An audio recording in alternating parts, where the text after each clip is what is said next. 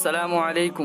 I am Amir Aqdas, Indian Islamic motivational speaker. Please subscribe. اسلام میں سارے گناہ کی معافی ہے، شرک کی کیوں نہیں؟ قتل کرتا ہے معافی ہے، زنا کرتا ہے معافی ہے، جھوٹ بولتا ہے معافی ہے، شرک کی معافی کیوں نہیں؟ اللہ فرماتے ہیں سورہ نساء میں، سورہ نمبر 4 آیت نمبر 48 اور 116 میں اللہ تعالیٰ فرماتا ہے سورہ نساء سورہ نمبر 4 میں، اللہ چاہے تو کسی بھی گناہ کو معاف کر سکتا ہے. اب اس کا مطلب یہ نہیں کہ زنا کریں گے تو معاف کرے گا ہی، جھوٹ بولیں گے تو معاف کرے گا ہی، کر سکتا ہے. اللہ چاہے تو کوئی بھی گناہ کو معاف کر سکتا ہے لیکن شرک کو معاف نہیں کر سکتا. اللہ اگر چاہے تو شرک کو بھی معاف کر سکتا ہے لیکن اگر شرک کی حالت میں مریں گے تو معافی نہیں. ہم دیکھتے ہیں کہ کچھ ہندو مذہب میں ہمارے بھائی کہتے ہیں کہ نمستے. نمستے کے کیا معنی ہے؟ نمستے کے معنی ہے کہ میں سر جھکا کے آپ کو نمن کرتا ہوں. دیکھیں، سر جھکا کے نمن کرنا یہ حرام ہے، پرائیویٹڈ ہے. آپ مجھے بھی سر، میرے سامنے بھی سر نہیں جھکا سکتے، حرام ہے، پرائیویٹڈ ہے. آپ میری عزت کرتے ہیں، میرا ادب احترام کرتے ہیں، وہ چیز الگ ہے، لیکن آپ میرے سامنے بھی سر نہیں جھکا سکتے، یہ حرام ہے. اللہ تعالیٰ فرماتے ہیں سورہ ابراہیم میں سورہ نمبر 14 آیت نمبر 52 میں کہ یہ قرآن ساری انسانیت کے لیے نازل کیا گیا ہے. اس میں ساری ڈیٹیل ہے، اگر آپ پڑھیں گے تو پتہ لگے گا. کافی یکسانیت ہے، مسلمان اور ہندوازم میں کافی یکسانیت ہے. ان دو کتاب میں اگر آپ پڑھیں گے، سورہ مائدہ سورہ نمبر 5 آیت نمبر 90 میں لکھا ہے کہ شراب پینا حرام ہے. اب منوسمرتی چیپٹر 9 ورس نمبر 225 میں لکھا ہے کہ شراب پینا حرام ہے. کافی یکسانیت ہے، اگر آپ پڑھیں گے تو پتہ لگے گا. ہندو اور مسلم مذہب کی کتابوں میں اور دیگر مذاہب کی جو کتابیں ہیں ان میں بھی کافی یکسانیت ہے، اگر آپ تحقیق کریں گے تو پتہ لگے گا. تو یہ قرآن ساری انسانیت کے لیے نازل کیا گیا ہے، اس میں ساری ڈیٹیلز ہے تاکہ لوگ یہ جان لے کہ اللہ ایک ہے اور مجھے اور آپ کو بنانے والا اور اس زمین و آسمان کو بنانے والا ایک ہے، اور یہ ساری کی ساری دنیا صرف اسی نے بنائی ہے، کوئی دوسرا اس کا مالک نہیں ہے. دا مین آف انڈرسٹینڈنگ، جو حکمت والے ہیں وہ یہ سب جانتے ہیں.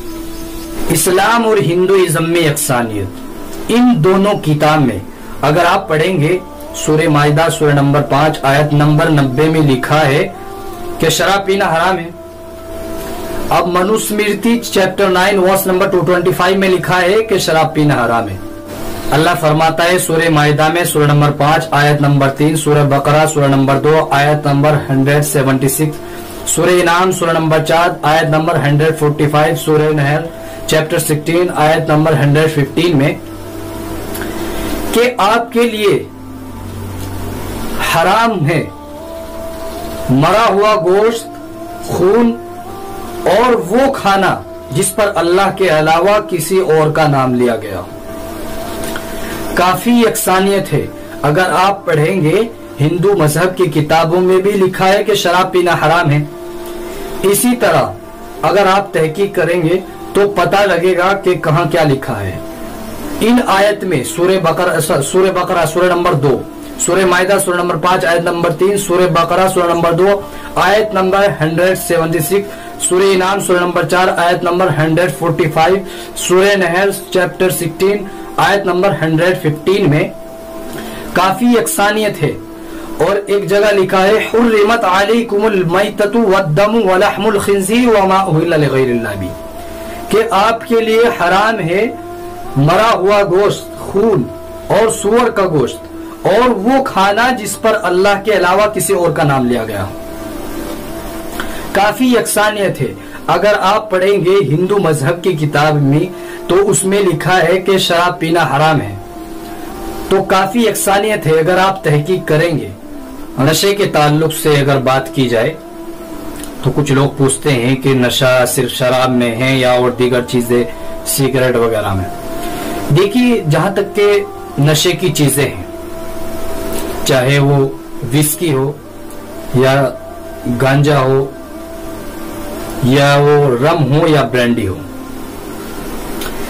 तमाम जो नशे की चीजें हैं ये तमाम चीजें हराम हैं, चाहे वो पिया गया हो लिक्विड वाइज या फूका गया हो। अल्लाह के रसूल फरमाते हैं इब्ने माजा में वर्स नंबर 3 चैप्टर 13 में कि अगर कोई चीज नशा देती है बड़ी क्वांटिटी में तो छोटी क्वांटिटी में भी हराम है। अल्लाह ताला फरमाते हैं कुरान करीम में सूरह बकरा सूरह नंबर 2 आयत नंबर 144 में कि जब भी आप नमाज के लिए खड़े हो तो अपना रुख, अपना चेहरा, जब आप सलाह के लिए खड़े होते हैं तो अपना रुख, अपना चेहरा मस्जिद हराम की तरफ करो।